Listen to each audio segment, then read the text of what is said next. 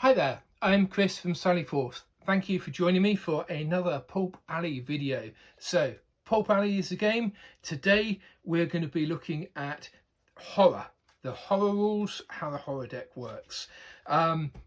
It's the middle of the summer holidays, it's blazing sunshine, but we're turning our mind towards Halloween in October because at the moment I am writing a scenario for miniature war games, which is going to be a Halloween scenario, and it's going to feature the horror rules and abilities sort of as a key part of it. So I thought now is a good time to let's have a chat and explain how it works. So the horror rules are completely optional. Okay, so if you are playing a game with Sharps rifles in the peninsula and you're fighting the guerrillas, then they're not horrifying. They might be deadly, but they're not horrifying. So if you're doing an Old West gunfight, unless it's sort of Dracula's fantasy, Old West, you wouldn't use the horror rules.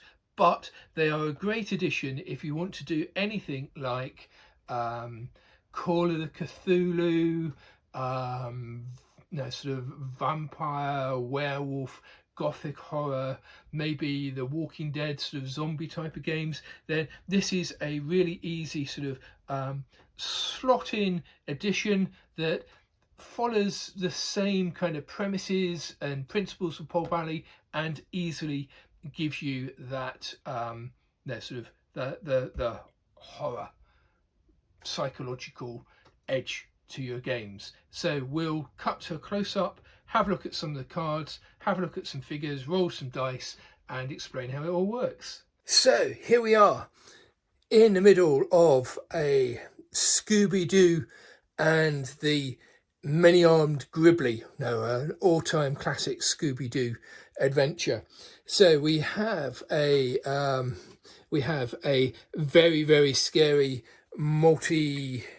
multi-armed chaos demon who at the moment is contained within this summoning circle here. We have four minor plot points which need to be taken control of to banish the demon, and we have close to each of those we have a zombie. So basically we have two types of creature that have the horror rule. So the zombies are level 2 and the Many-armed Chaos Gribbly monster is a level 4. So the way that horror checks work is that if you activate within 12 inches of a creature that has the horror rules, then if it's equal or less level than you, then you have to take a horror check.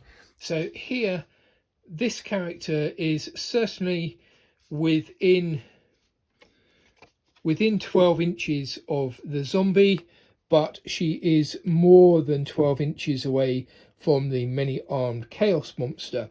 So this is a level 2. She is a sidekick, so she's a level 3, so she doesn't have to take a horror check. Corner here we have Shaggy and Scooby. So they are both level 2 characters, and we have a zombie who's a level 2 character with horror, so they both need to take horror checks. So basically we're rolling their health. So Shaggy is a level 2 ally. He has rolled under his health, so he's failed. He needs to take a horror effect. So the effect is shaken. For the duration of the effect, the character loses a dice of finesse and cunning and can't rush any enemy. Okay, so he's got the Wiggins from this zombie. So this stays with him. At the end of each turn, you can roll to lose horror effects, but for now he is shaken. So let's roll for Scooby. Scooby is also an ally. His health is D6. He's rolled a 5, so he has passed a health check. Over in the center of the board, the great many-armed Chaos Gribbly is certainly within 12 inches of these two characters. It's a level 4 horror.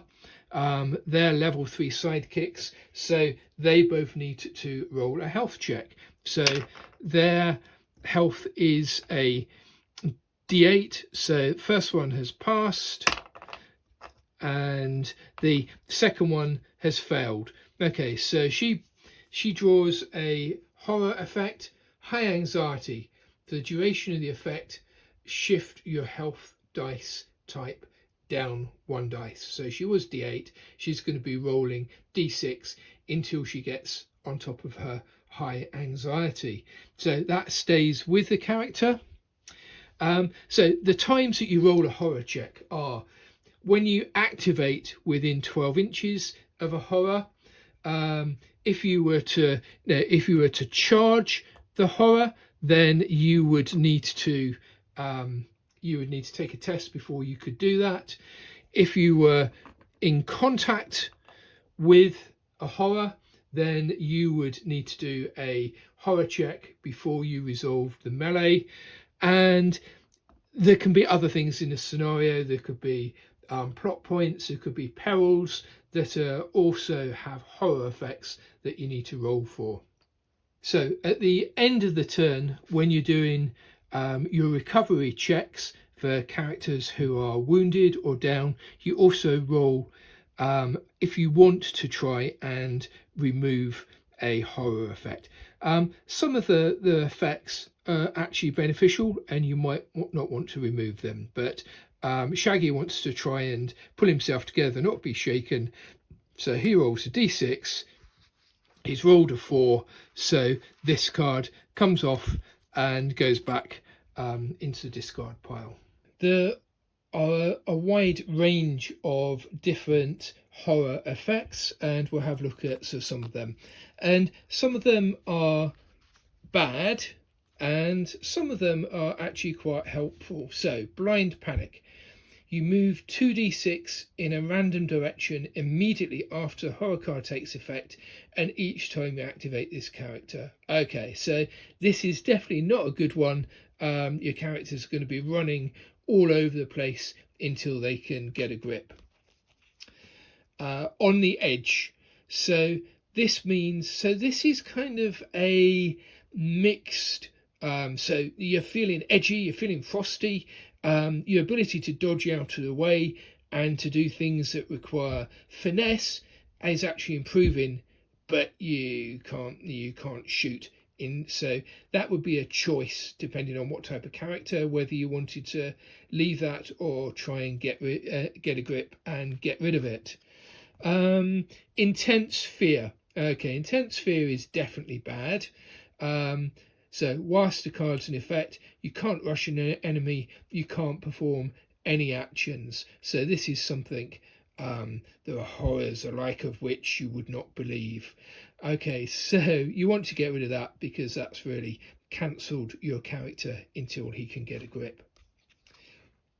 So this is an example of a good card. So don't panic. At the end of any turn, you can discard Don't Panic to cancel, discard one horror card that's sort of in play attached to a character. So as the game goes on, your characters are going to build up a little hand of effects now as they fail horror checks on multiple turns. Determined.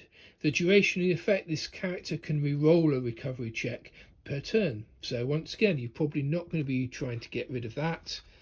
And the last one is rage. So whatever the character has seen, it's made her really mad, and it's increased her strength, it's increased her might, and she's so focused on bringing the big bad down that she's not going to dodge out of the way. She's just going to go straight in there. So depending on how you play her, you may or may not want to get rid of this. So as we said, this is a great addition It's completely optional, but if you're doing anything with zombies or Cthulhu creatures or Gothic horror, or in a sort of a Halloween Scooby-Doo sort of game, then this really sort of gives it that psychological feel to it as well. So we've looked at a few cards, but there's a whole host of different psychological effects, for good or bad, that can come into play using a horror deck. I hope you've enjoyed this video and that you found it useful. Please hit the like button and subscribe to find out what we're doing next. Thank you.